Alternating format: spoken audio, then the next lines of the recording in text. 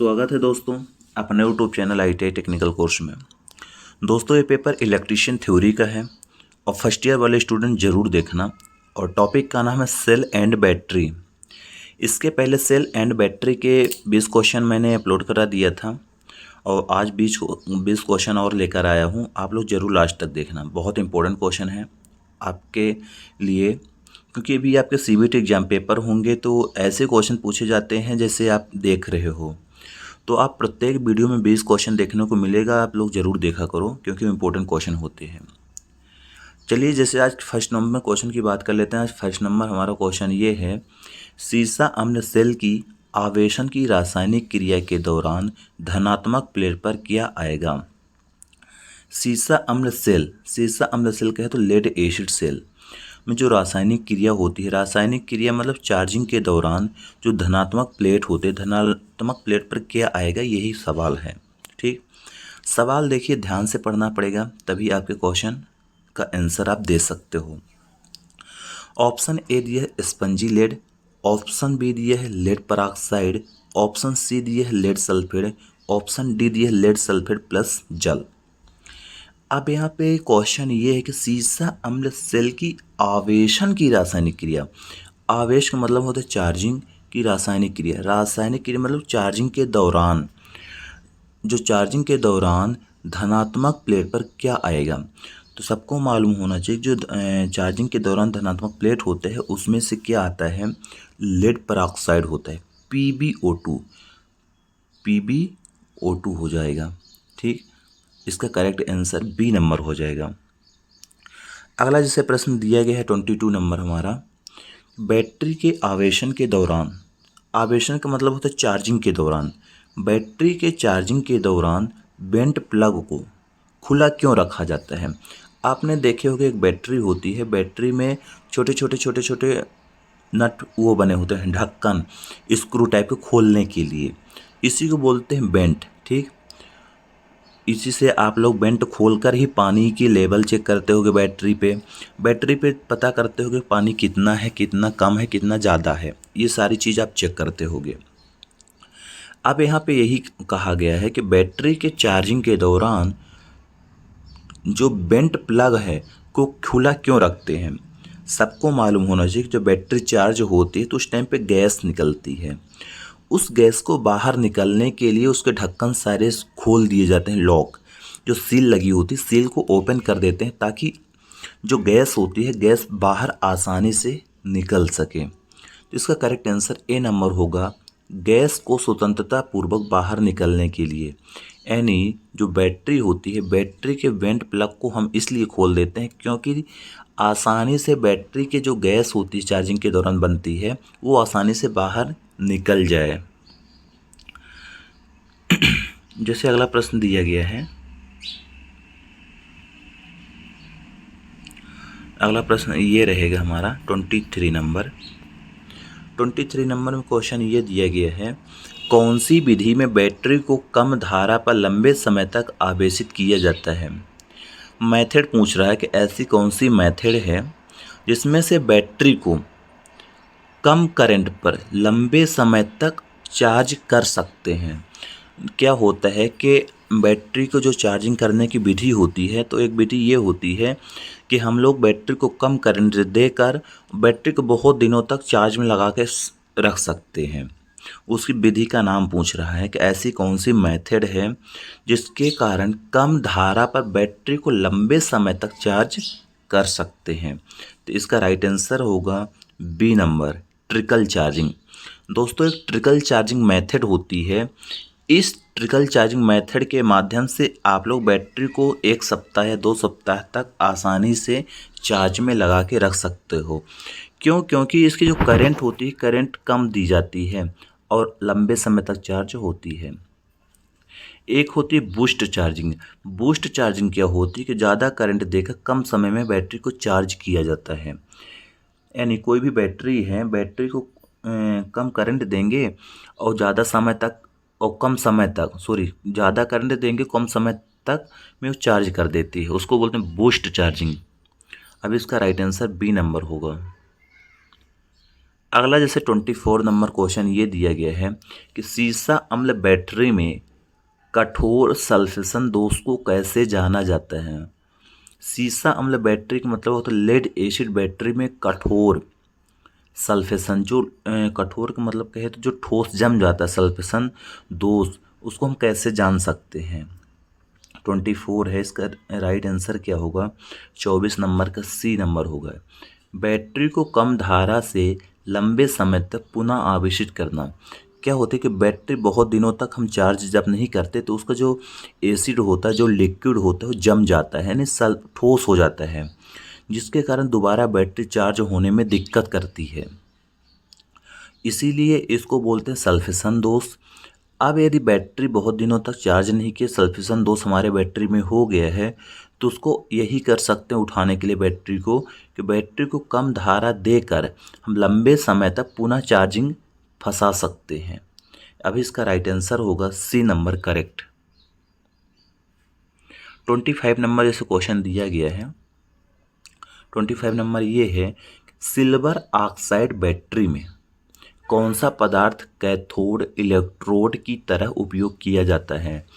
यानी जो silver oxide battery होती है, सिल्वर ऑक्साइड बैटरी में कौन सा पदार्थ माइनस इलेक्ट्रोड की तरह, यहाँ माइनस दिया है, माइनस इलेक्ट्रोड की तरह उपयोग किया जाता है।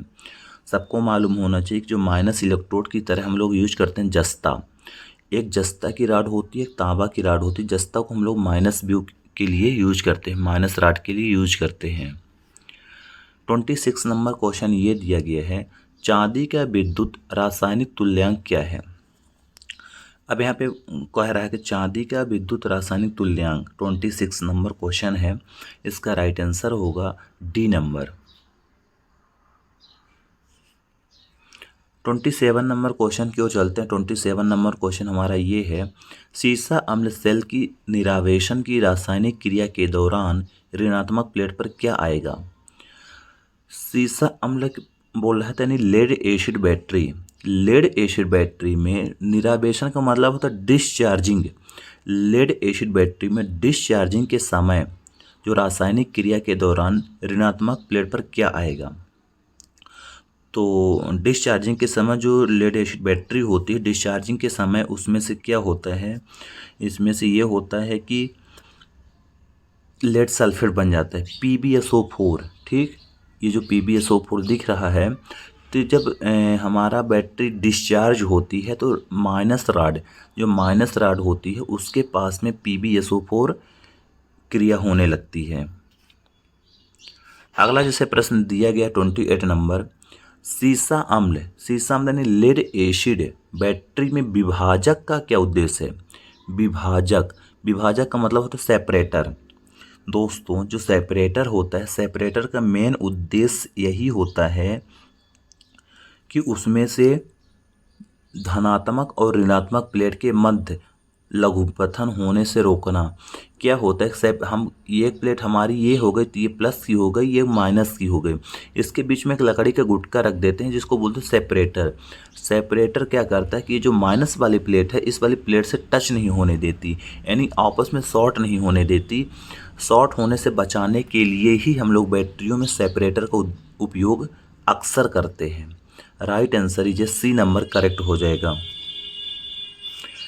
29 नंबर प्रश्न ये दिया गया है, सीसा अम्ल बैटरी का यानी लेड एसिड बैटरी का विशिष्ट घनत्व मापने हेतु कौन से उपकरण का प्रयोग किया जाता है। सीसा अम्ल मतलब होता है लेड एसिड बैटरी का विशिष्ट घनत्व नापने के लिए हम लोग क्या करते हैं, हाइड्रोमीटर का अक्सर यूज करते हैं। ठीक, इसका भी जो राइट आंसर होगा वो होगा बी नंबर, हाइड्रोमीटर। यानी विशिष्ट गुरुत्व नापने के लिए हाइड्रोमीटर का यूज करते हैं। अगला जैसे प्रश्न दिया है, इन्वर्टर परिपथ कौन सा है। इन्वर्टर सर्किट के बारे में पूछ रहा है कि इन्वर्टर सर्किट कौन सी है इसमें से। ठीक, तो इसका जो राइट आंसर होगा इन्वर्टर सर्किट का, ये इन्वर्टर आपको सर्किट दिख रहा है। अब यहाँ पे इन्वर्टर सर्किट की बात कर रहा है तो इन्वर्टर सर्किट इसमें से बी नंबर होगा, SCR। Right answer is B number, SCR use inverter. यहाँ पे जो दिख रहा था ये SCR दिख रहा है। ठीक, ये आपको SCR ही दिख रहा है, ये SCR है एक, ये SCR है। अगला जैसे प्रश्न दिया है 31 नंबर दिया गया है, सीसा अम्ल बैटरी में बकलिंग दोष का क्या प्रभाव पड़ता है। जो सीसा अम्ल बैटरी होती है, बकलिंग दोष का मतलब होता है बेकार हो जाना, सेल बेकार हो जाना।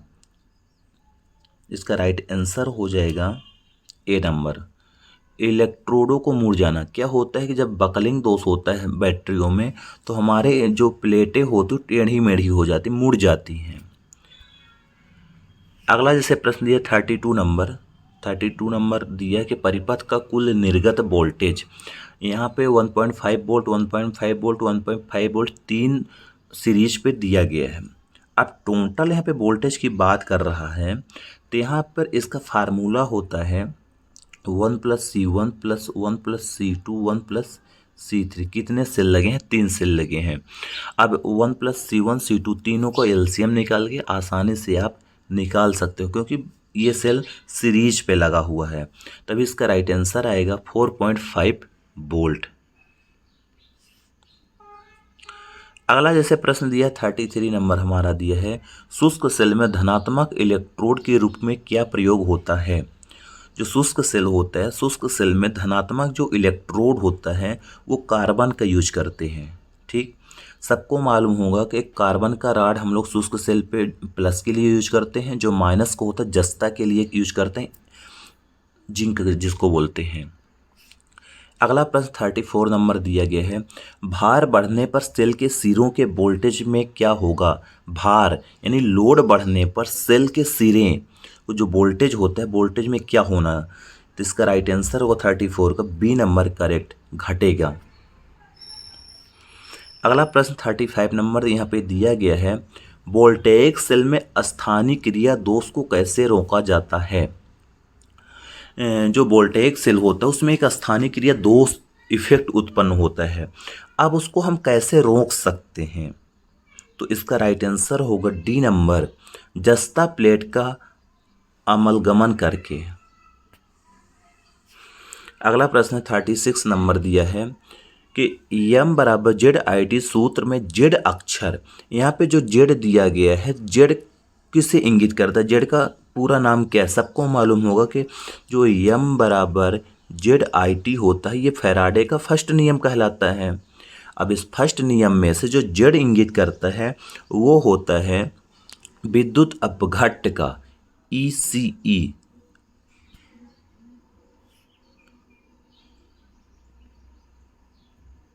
ठीक,